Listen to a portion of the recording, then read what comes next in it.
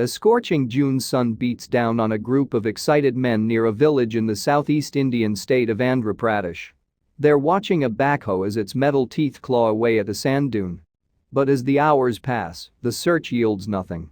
Dispirited, the men are on the point of giving up. Suddenly, though, it's all worth it. Something truly remarkable appears. It's the peak of a glorious Hindu temple lost beneath the sands many years earlier. After decades lost beneath the sand, this majestic Hindu temple has emerged once again. The team, who all lived in the nearby village of Paramalapadu, had actually given up the previous day after their excavations had revealed a big fat nothing. Manam Manohar, a 21-year-old engineering grad, told The Week in August 2020 what had happened. "A shepherd who lives on the outskirts of our village came to us," Manohar recalled. "He said that we should dig at a particular spot. We did not take him seriously. But he was insistent." Many of the men were skeptical. Who was to say that this shepherd knew what he was talking about? Yet they still decided to reassemble with the backhoe early the next morning. And that shepherd, it transpired, clearly did know what he was talking about. Because after the backhoe had been at work for 60 minutes or so, there it was. To be precise, the turret that had once stood above the entry to the ancient temple emerged. But now the mystery became even deeper. How had this temple been lost in the first place? Proving that every cloud can have a silver lining, the temple's discovery can in part be put down to COVID-19. A native-born Paramalapadu villager, 36-year-old Pachagunta Vara Prasad, was working as a software developer in the Swedish capital Stockholm as the crisis broke out. When that happened, Prasad had a choice. Prasad's company told him he could stay in Sweden and carry on working there. Or he could return to his homeland and operate remotely. Fortunately, software development's an occupation that lends itself well to remote working. Prasad made his choice. He'd return to Paramalapadu. The pull of family helped him make up his mind. Prasad's wife and son were in Paramalapadu, as were his mom and dad. He traveled to India and once there went into quarantine for 4 weeks. Prasad soon discovered that he wasn't alone in coming back to his home village, around 50 others had done the same thing. And in August 2020, Prasad spoke to Indian publication The Week about his experience of returning. "After the quarantine period, I felt lively, meeting my friends, family and walking around the village," Prasad recalled. "We spent the initial days playing cricket and gossiping. But fun as that socializing was, there was something else on Prasad's mind. It was a topic that he'd long pondered on. The lost temple. As a kid in the village, Prasad had heard tales about this lost holy site somewhere near Paramalapadu. Deep in my heart, I always wished to see the temple," he explained. "I wanted to find it in my lifetime." Prasad's religious guide, who lived nearby, also encouraged him to track down this lost temple. Now back home and with some time on his hands in between software work and Zoom calls, there was space in Prasad's life to think about fulfilling that wish. He and his friends began to discuss the idea of finding the lost temple. And he also lobbied the local elders about the prospect. Prasad recalled that the elders initially had a lot of doubts, but he persevered. "I came back with a plan and presented it to them," he explained. "Then we sat together and brainstormed. Finally, there was a consensus on going ahead with the excavation." It began to look like Prasad's dream might actually become a reality. Merely deciding to search for the missing temple was a long way from actually finding it, of course. Local residents had tried to find the legendary temple in the past without success. So there was absolutely no guarantee that Prasad and his buddies would fare any better in their search. But Prasad figured it was still worth a try. Prasad set the ball rolling by putting up some of his own money. But as well as money, permission from the authorities was also needed. Prasad and his friend Manam Manohar, whom we met earlier, contacted the relevant department. Like Prasad, Manohar had come back to Paramalapadu when the pandemic broke out. "We approached the local endowments department and sought permission. We explained the importance of the temple," Manohar told The Week. "A few days later, they gave us oral permission. So with official backing, it was time to start the hunt for the lost temple." It was the middle of June 2020 when a group of villagers assembled near Paramalapadu, ready to start digging in their hunt for the temple. Before work began, there was a pious prayer session. Once that was over, a celebratory mood infected the temple hunters, who included Prasad's religious guide, the man who'd encouraged him to embark on the search. As we've heard, that first day of excavation drew a blank, and the villagers began to lose faith in the venture. It was only the intervention of the shepherd that helped the team to pinpoint the right place to dig. And as we know, on the second day of the quest, the crew from Paramalapadu found their holy grail. The top of the lost temple. Cue scenes of jubilation. Prasad described the moment when they'd uncovered the temple. "I had tears in my eyes," he recalled. "It was an unbelievable feeling." The team crowed around the visible part of the turret. Many took pics with their phones, posting them on social media. And an inevitable snowball effect ensued. The lost or now found temple went viral. Before long, crowds from the surrounding Nellore district had arrived at the scene. Plenty came simply to satisfy their curiosity.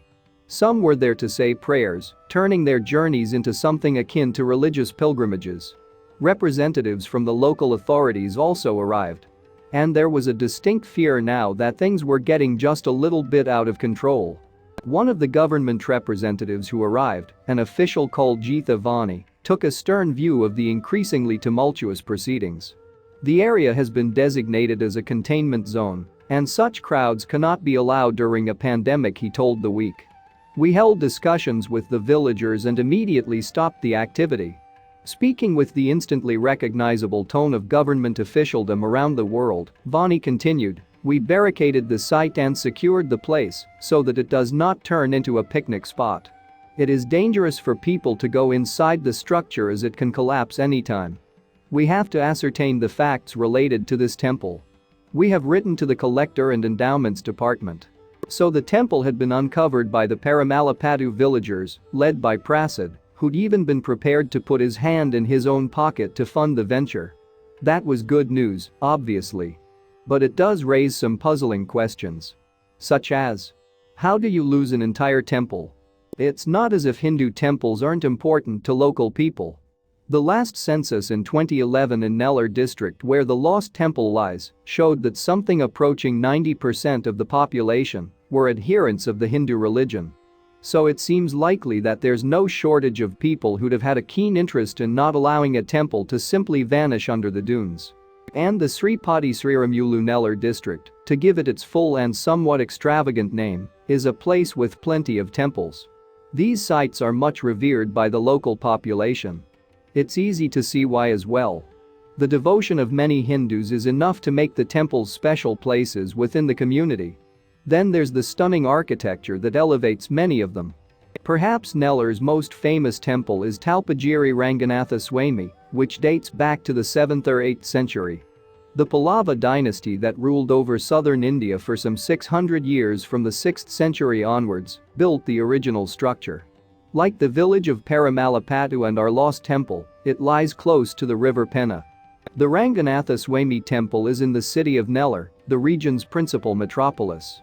And you have to turn to superlatives to describe this extraordinary building, which was further developed by the Hindu king Raja Mahendra Varma during the 12th century. Its centerpiece is the main entrance, soaring some 70 feet into the skies. At the top of this towering doorway are 7 10-foot-tall vase-like structures, properly known as calisums, and each coated with gold. But what attracts the eye most is the incredibly ornate triad of statuary that completely covers the 7th-floor entrance tower. Dozens of human figures in a variety of poses are bordered by decorative stones. It's an extraordinary sight. The entrance of the Ranganatha Swami temple leads into a complex of sacred buildings. Among the delights there are the Sanctum Sanctorum, where the 1,000 titles of one of the Hindu faith's most important deities are written on the walls. The god in question, Lord Mahavishnu, is even said to have once visited this site. So the exquisite grandeur of the Ranganatha Swami temple gives you an idea of how important these sacred buildings are to India's Hindu faithful. Which brings us back again to the question: how was an entire temple misplaced by the villagers of Paramalapadu? And given the story of the temple's extensive renovation as recently as the 1850s, the puzzle becomes even more mystifying. That renovation of the Paramalapadu temple was the result of a series of events that are very strange indeed. Back in the 1850s, a revered village elder called Vimana Naidu died. The villagers then took his mortal remains to be cremated on the outskirts of the settlement. The body was placed on the funeral pyre, and the mourners prepared to light it. But according to village lore, at that point something extremely unusual happened. A family member, in keeping with tradition, whispered some final messages to Naidu just before the fire was to be started. At that point, the dead man sat up, fully alive. And Naidu had a message of great importance for the villagers. The gods had asked Naidu to order the restoration of a certain temple dedicated to the god Shiva and said to have been built by Parasurama. The latter is one of the 10 incarnations of the Hindu deity Vishnu. This temple was subsequently restored to former glory. It was called Sri Nageswara, and it's the very temple the villagers uncovered near Paramalapadu in the summer of 2020.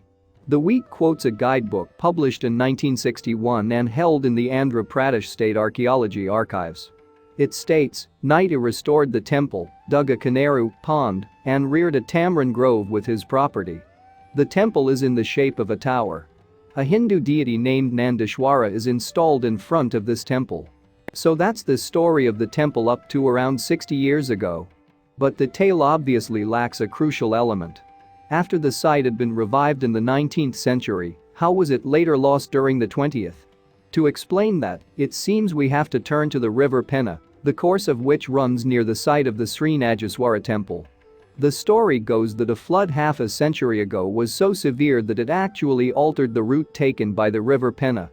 The surging waters even led to the people of Paramalapadu to abandon their original village. They relocated to a new spot just over half a mile from the old site. So it was this calamitous flood that overwhelmed the Sri Nageswara temple.